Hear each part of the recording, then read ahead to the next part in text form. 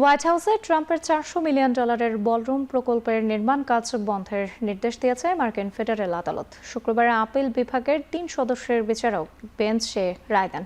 এতে বলা হয়, বলরুম নির্মাণের প্রকল্পটি নির্বাহী বিভাগের একক সিদ্ধান্তের নির্মাণাধীন নয়। এটি নির্মাণ করা হবে কিনা সেই বিষয়ে সিদ্ধান্ত নেবে কংগ্রেস।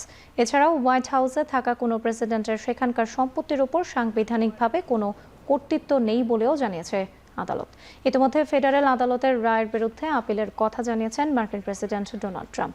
দাবি করেন, ওবামা ও বাইডেন প্রশাসনের 2 বিচারপতি যুক্তরাষ্ট্রের জাতীয় নিরাপত্তার বিপক্ষে গিয়ে বলরুম প্রকল্পের নির্মাণ কাজ বন্ধে ভোট দিয়েছেন।